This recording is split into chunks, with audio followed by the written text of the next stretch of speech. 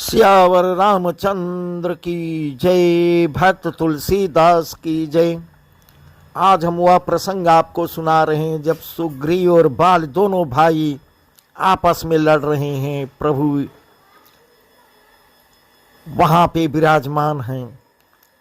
वही प्रसंग हम आपको सुना रहे हैं।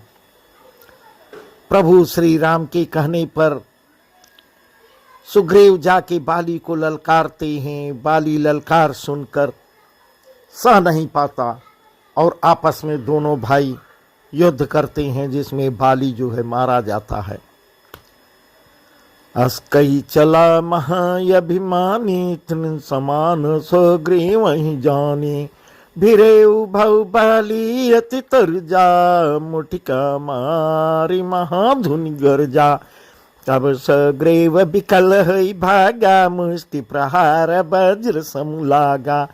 नहीं जो कहा रघुवीर कृपाला बंधु न हुई मोर यह काला। ऐसा कहकर वह महान अभिमानी बाली सुग्रीव को तिनके के समान जानकर चला। दोनों भिड़ गए। बाली ने सुग्रीव को बहुत धमकाया और घूसा मारकर बड़ी जोर से गरजा। तब सुग्रीव व्याकुल होकर भाग चली। घूसे की चोट उसे वज्र के समान लगी। सुग्रीव ने आकर कहा, हे कृपालु रघुवीर, मैंने आपसे पहले ही कहा था कि बाली मेरा भाई नहीं काल है। तब प्रभु क्या कह रहे हैं, एक रूप तुम भ्राता दो ते भ्रमते नहीं मारे सो। कर परसा सुग्रीव शरीरा तनु भाकुले से गई सब पीरा। एली कंठ सुमन के माला पठवा पुनि बल दे विशाला। नाना विधि भई लड़ाई बिटप उठ देखहीं रघुराई। तब श्री राम जी ने कहा, सुग्रीव तुम दोनों भाई भाई हो, एक सा ही रूप है।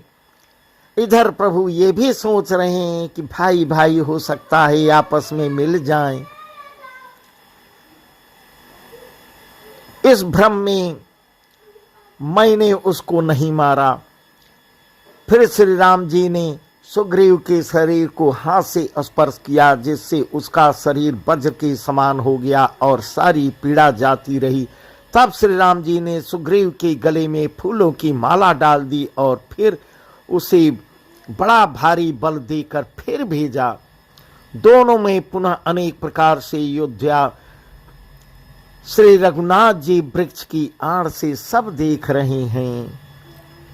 इस प्रकार बहु छल बल सुग्रीव करे ही हारा भैमान। मारा बाली राम तब हृदय माज सरतान। सुग्रीव ने बहुत से छल बल किए, किंतु अंत में भय मानकर हृदय से हार गया। तब श्री राम ने तान कर बाली के हृदय में बाण मारा। परा बिकल महिषर के लागे पुनि उठी बैठी देखी प्रभु आगे।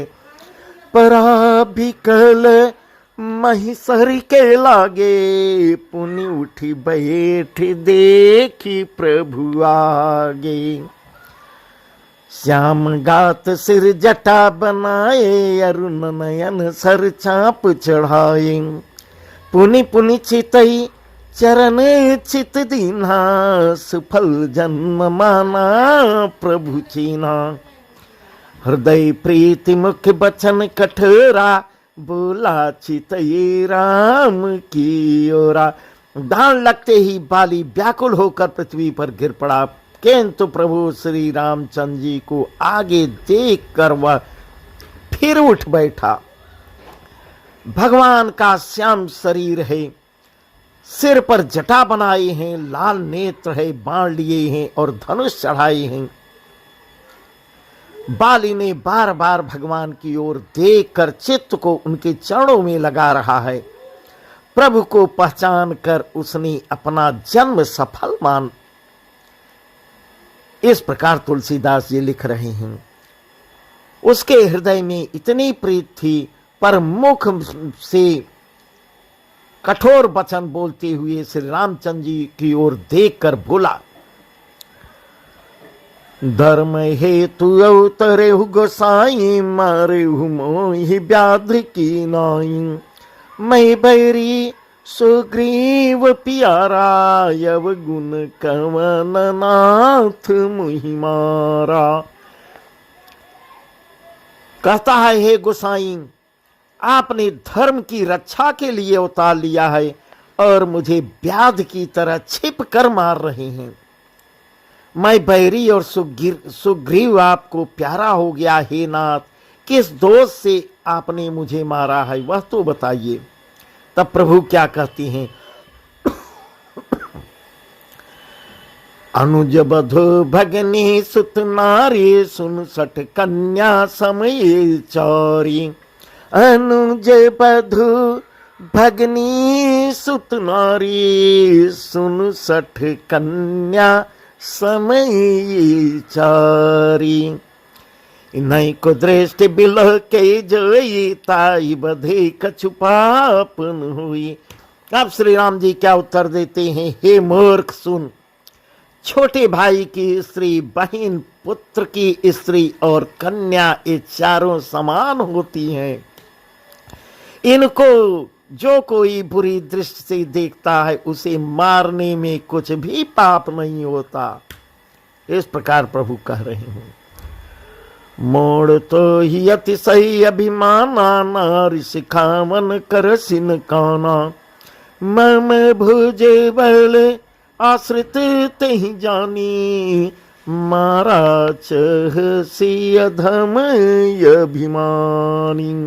हे मूढ़, तुझे अत्यंत अभिमान भी हो गया है। तूने अपने स्त्री की सीख पर भी काम ध्यान नहीं दिया। सुग्रीव को मेरी भुजाओं के बल का आश्रित जानकर भी, अरे अधम अभिमानी, तूने उसको मारना चाहा। इस प्रकार प्रभु कह रहे हैं। सुनौ राम स्वामी सन, चलन चातुरी मोर। प्रभु अजहूं मैं पापी, अंत काल गति तोर। इस प्रकार बाली क्या कह रहा है, हे राम जी सुनिए, स्वामी आप से मेरी चतुराई नहीं चल सकती। हे प्रभु, अंत काल में आपकी गत शरण पाकर मैं भी पापी ही रहा, अब भी पापी ही रहा। सुनत राम यति कोमल बानी, बाल शेष पर से निज पानी।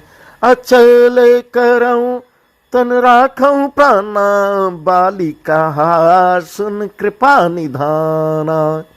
जन्म जन्म मुनि जतन कराही, अंत राम कही आवत नाही। जन्म जन्म मुनि जतन कराही, अंत राम कही आवत नाही। जासु नाम बल शंकर काशी, देत सब ही समगत अविनाशी।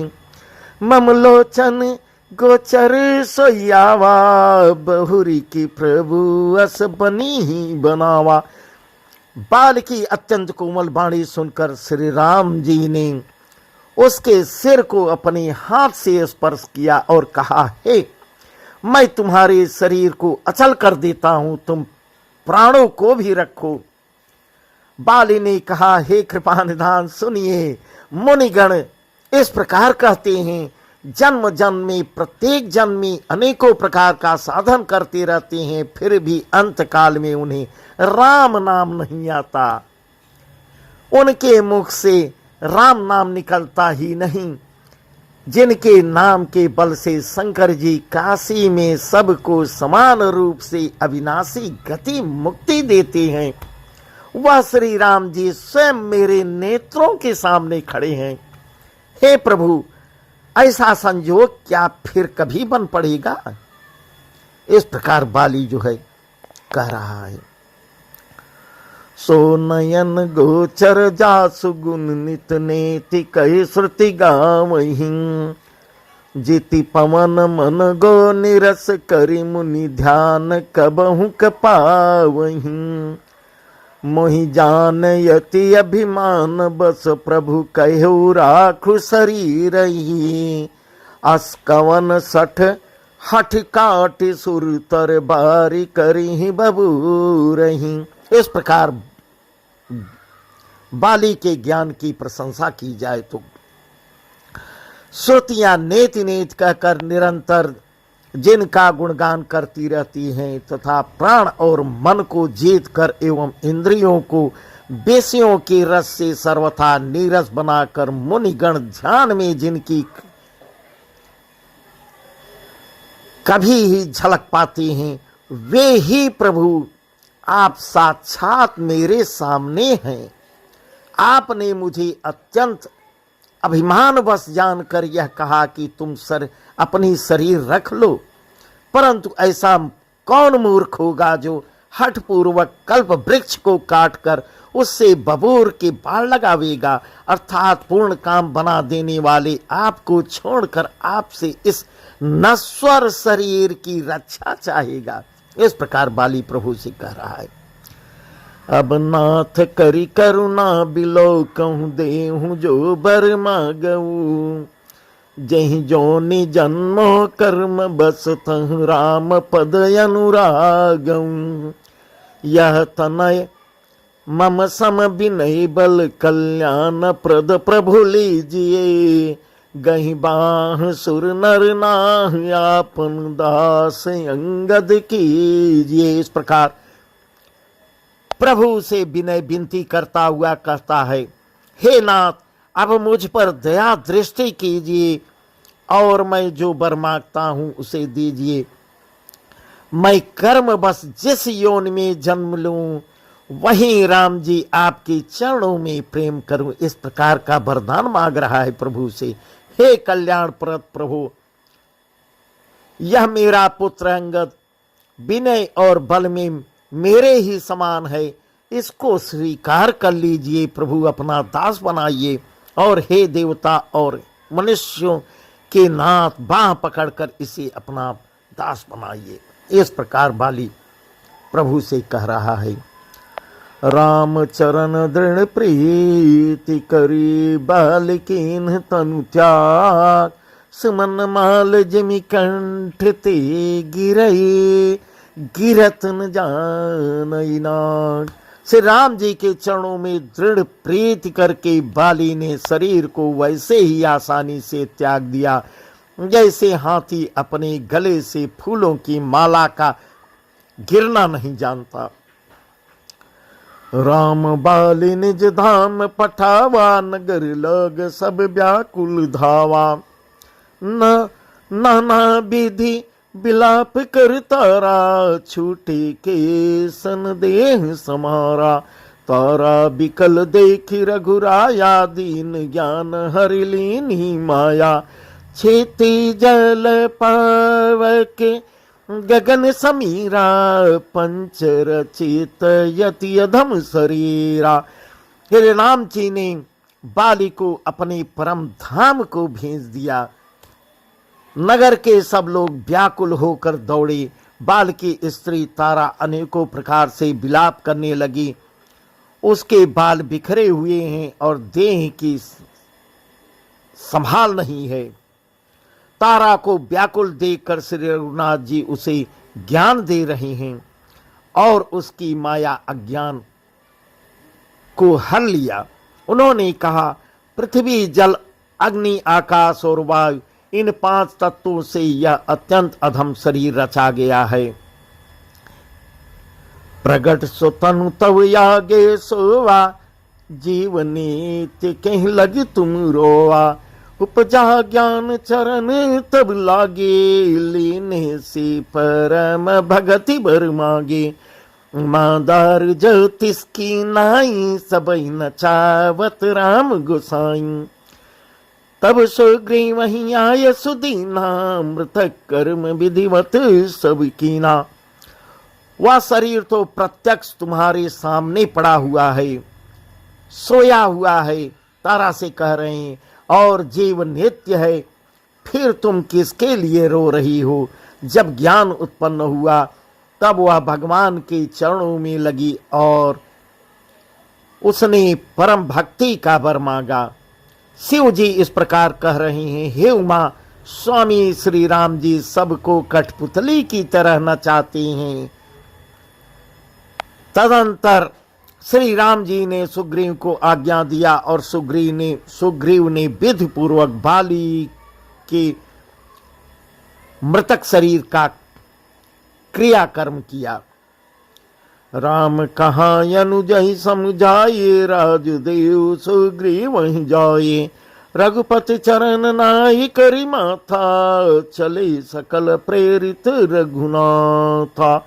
तब श्री रामचंद्र जी ने छोटे भाई लक्ष्मण को समझाकर कहा कि तुम जाकर सुग्रीव को राज दो, राज तिलक करो। श्री रघुनाथ जी की प्रेरणा आज्ञा से सब लोग श्री रघुनाथ जी के चरणों में मस्तक नवाकर चलते हैं। लक्ष्मण तुरत बुलाए, पुरजन विप्र समान।